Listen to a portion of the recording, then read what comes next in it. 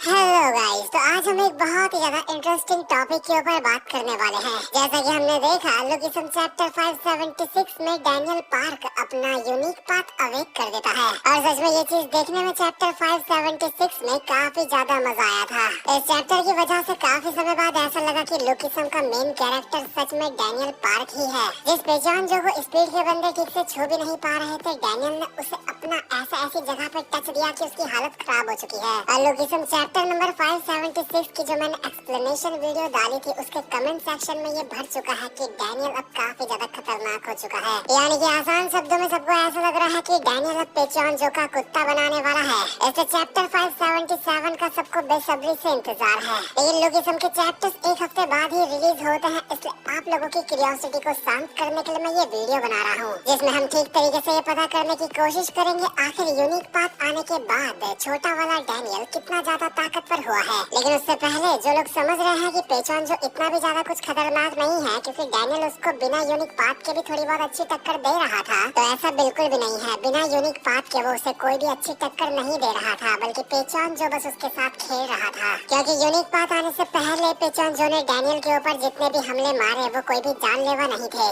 यानी कि उसी तरीके के जानलेवा हमले जिसमें उसने लाइनमैन के पेट में अपनी 4 उंगलियां डाल के उसकी आंतों के साथ खेला था और योवुला की आंतों के साथ भी। डैनियल के पास यूनिक पाथ आने से पहले पेचोंजो ने डैनियल के ऊपर काफी सारे हमले करे थे, लेकिन उन हमलों में से अगर कोई पेचोन का 4 उंगलियों वाला घप होता तो डैनियल अप हो चुका होता। लेकिन चैप्टर 576 एक बहुत ही एपिक चैप्टर मुझे इससे लगा क्योंकि डैनियल की अवेकनिंग हो चुकी है और अवेकनिंग के बाद डैनियल वर्सेस पेचोंजो काफी ज्यादा दिलचस्प होने वाला है। डैनियल सच में पावर के एक अलग ही लेवल पे जा चुका है। अब वो सच में एक काफी ज्यादा खतरनाक मॉन्स्टर बन चुका है। डैनियल वही बंदा बन चुका है जो गन यामाज़ाकी उसको बनाना चाहता था। एक पल के लिए जोहान शोंग का जो यूनिक पाथ था वो भी इतना खतरनाक नहीं था, क्योंकि जोहान शोंग के यूनिक पाथ में जोहान सिर्फ वो अटैक मार सकता था जो कि अनअवॉइडेबल है, यानी कि जोहान के हमलों से बचा नहीं जा सकता। लेकिन जोहान के सामने अगर कोई खतरनाक बंदा खड़ा हो तो जोहान भी उसके अटैक से नहीं बच पाएगा, जैसे कि वो गन के अटैक से नहीं बच पाया था। लेकिन डैनियल पार्क का केस यहाँ पे काफी ज्यादा अलग हो जाता है।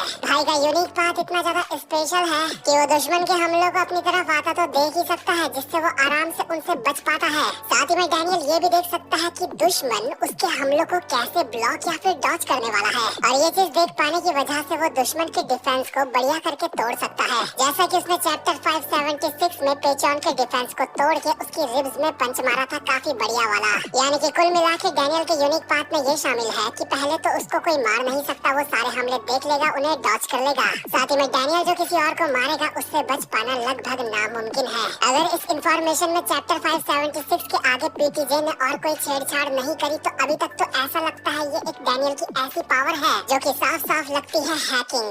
जैसे मैं जेम्स ली और गिल्टी किम को हैकर कहता था, अपना डैनियल भाई भी अब उसी लिस्ट में आ गया है। लेकिन ये बात ध्यान रखना, मैं डैनियल को हैकर इस बेस में कह रहा हूँ कि उसके हमलों से कोई बच नहीं सकता और वो सबके हमलों से बच सकता है अगर ये सच है। और चैप्टर 576 तक तो पीटीजे ने हमें यही बताने की कोशिश करी है कि ये सच है, तो चलो ये मान के चल लेते हैं कि पीटीजे इस इंफॉर्मेशन में आगे कोई छेड़छाड़ नहीं करेगा। तो फिर डैनियल भाई अब अपना पूरा हैकर बन चुका है। अगर वो किसी के हमलों को अपनी तरफ आता हुआ देख सकता है तो शायद से वो इनविजिबल अटैक्स को भी अपनी तरफ आता हुआ देख पाएगा जो जेम्स ली लोग मारते हैं। और डैनियल के इतना ज्यादा खतरनाक होने के बाद अब सवाल उठता है डैनियल वर्सेस पेचोंजो का, जिसके ऊपर ये वीडियो है। तो देखो, अब तक मैंने इस वीडियो में डैनियल की भर भर के तारीफ करी है, लेकिन उसके बावजूद भी मुझे अफसोस के साथ कहना पड़ रहा है कि डैनियल अपने यूनिक पाथ के साथ पेचोंजो को नहीं हरा पाएगा। ये मैंने बहुत ही बड़ी बात कही है, इसलिए ध्यान से सुनना। मैंने कहा यूनिक पाथ के साथ डैनियल पेचोंजो को नहीं हरा पाएगा, मैं ऐसा मानता हूँ। लेकिन डैनियल अगर अपने यूआई मोड में आ जाता है तो कहानी कुछ और हो सकती है, क्योंकि यूआई मोड यानी कि अपने अल्ट्रा इंस्टिंक्ट में आके कोई भी इंसान उन सारी चीजों को जो उसको आती है उनको पहले से और अच्छे से इस्तेमाल कर सकता है। इसका मतलब डैनियल अपने यूनिक पाथ को और ज्यादा खतरनाक तरीके से इस्तेमाल कर पाएगा।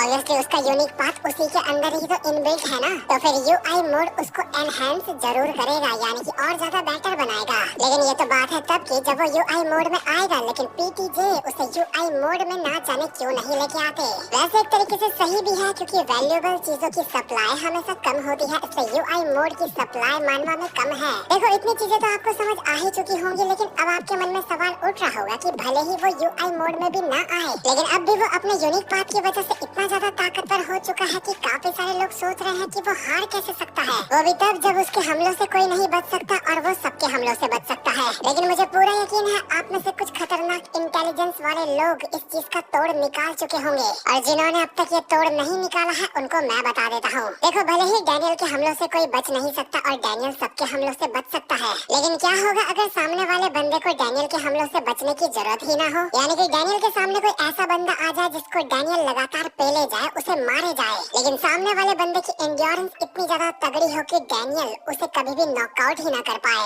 यानी कि कोई ऐसा बंदा जिसके पास अमर शरीर हो। और पेचॉन जो के बारे में ये कहा जाता है कि उसके पास है इमॉर्टल बॉडी। यहाँ तक कि पेचॉन के पास्ट के एक सीन में हमने ये भी देखा था कि पेचॉन की बॉडी में काफी सारे पैने हथियार घुपे हुए हैं, उसके बावजूद भी वो अपनी जगह पे खड़ा है। और पेचॉन जो कि यही इमॉर्टल बॉडी डैनियल के लिए बहुत ही तगड़ा डिसएडवांटेज बन सकती है उन दोनों की फाइट में। और ये चीज डैनियल को एक और मामले में पीछे कर देगा, जो कि है स्टैमिना। पेचॉन जो कि इमॉर्टल बॉडी डैनियल के हमलों को झेलने के लायक है, लेकिन क्या लिटिल डैनियल की बॉडी में इतना स्टैमिना है कि वो लगातार पेचॉन जो को मारे जाए बिना थके? मेरे हिसाब से इसका जवाब है नहीं, क्योंकि अगर उसकी बड़ी वाली बॉडी होती तो एक पल के लिए उसके पास काफी तगड़ा स्टैमिना होता, क्योंकि वो परफेक्ट बॉडी है। लेकिन लिटिल डैनियल की बॉडी परफेक्ट नहीं है। मैं इस बात पे श्योर हूँ कि उसके पास बड़े वाले डैनियल से कम स्टैमिना है, और यही वो दो पॉइंट है जिस वजह से मैंने आपको कहा है कि पेचॉन जो को डैनियल नहीं हरा पाएगा अपने यूनिक पाथ के साथ, या फिर कहूँ सिर्फ यूनिक पाथ के साथ तो नहीं हरा पाएगा,